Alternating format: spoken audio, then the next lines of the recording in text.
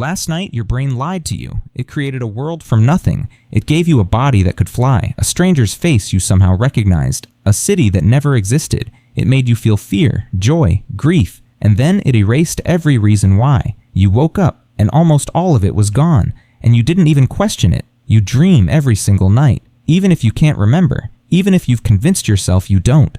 The science is unambiguous on this point. Every human on Earth who sleeps will dream. And yet for most of recorded history, no one could explain why.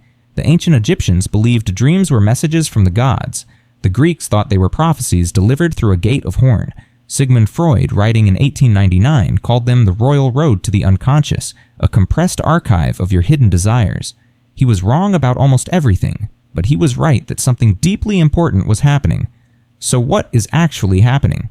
Here's what you need to understand first. Sleep is not one thing. It's a cycle. Roughly every 90 minutes, your brain moves through stages, from light sleep to deep sleep and back up again. And at the top of that cycle is something that looks, from the outside, almost like waking up. Your eyes start moving rapidly behind your closed eyelids. Your breathing becomes irregular. Your heart rate climbs. Your brain, measured by electroencephalogram, shows electrical activity almost identical to when you're fully awake, but your muscles are completely paralyzed. This is REM sleep. Rapid eye movement sleep, and this is where you dream. The paralysis is not accidental. Your brain is doing something very deliberate. It's running a simulation so vivid, so convincing, that if your body were free to move, you would act it out.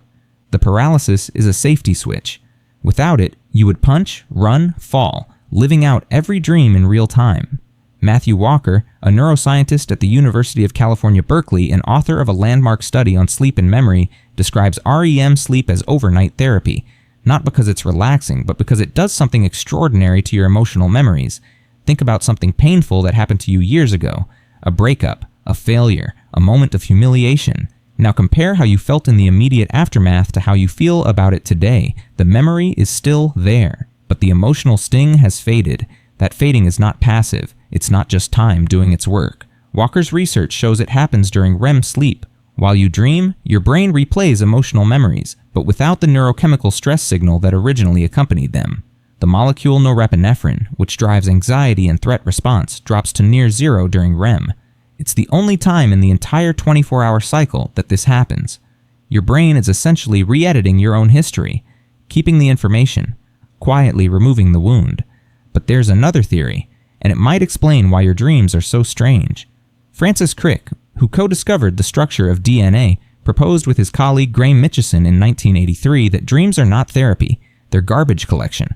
The brain, Crick argued, accumulates random noise throughout the day, weak, spurious connections between neurons, accidental associations, mental static, and during REM sleep, the brain systematically weakens these connections to stop them from cluttering future thought. Dreams in this model are not messages. They are the deleted files you accidentally glimpse as the system runs its cleanup.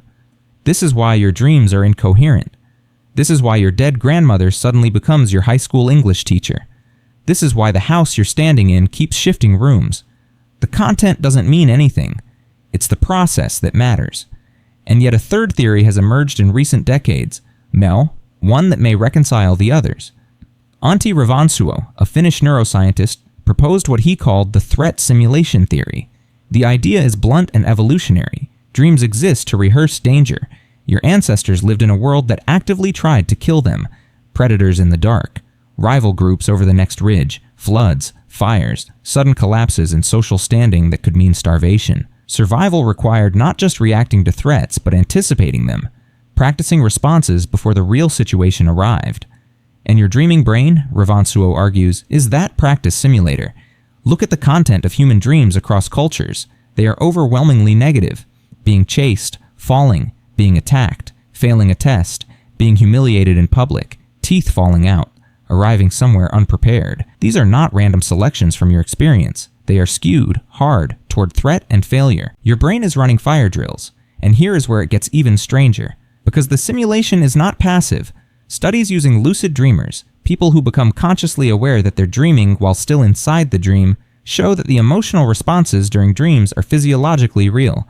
Your heart rate actually increases when you dream of being chased. Your breathing actually shallows when you dream of suffocating. Your skin actually produces a stress response. The brain doesn't fully know the difference between the simulated threat and the real one, which means every time you wake up terrified from a nightmare, your brain has just run a successful training exercise. Robert Stickgold, a cognitive neuroscientist at Harvard Medical School, has done extensive research on how sleep, and dreaming specifically, alters memory and learning. His work shows that after a night of sleep, people not only remember better, they understand better. Connections form between pieces of knowledge that were unrelated the day before. Creative insights arrive the morning after a problem was set aside. This is why so many of history's breakthroughs came in dreams. The chemist Auguste Kekulé famously dreamed of a snake eating its own tail and woke up having discovered the ring structure of benzene. Paul McCartney heard the melody of Yesterday in a dream before he'd written a single word. Dmitri Mendeleev claimed the periodic table came to him in sleep. These were not mystical events. They were REM sleep, doing what it always does, assembling unexpected connections between stored fragments of experience. The dreaming brain is a combinatorial engine. It throws pieces together that your waking, logical, linear mind would never pair. So when you dream, several things are likely happening simultaneously. Your emotional wounds are being quietly treated. Your neural noise is being cleared. Your responses to threat are being practiced and refined. And your knowledge is being reorganized into something deeper than you had the night before. Your brain is not resting. It is working harder than you realize, just on problems you didn't know you had. There is one more layer to this that almost no one talks about. Dreams appear to be social.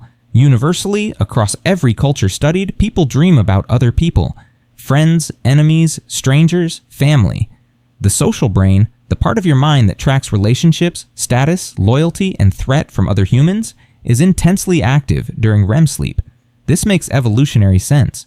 For your ancestors, the most dangerous thing in the world was not a predator.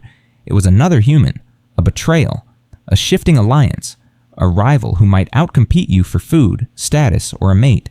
Managing social complexity was the central challenge of early human life, and your dreaming brain spent every night rehearsing it. The social world you navigate every day, the friendships you're not sure about, the colleague who smiled strangely, the relationship you can't decode. Your brain has been working on all of it in the dark while you thought you were doing nothing.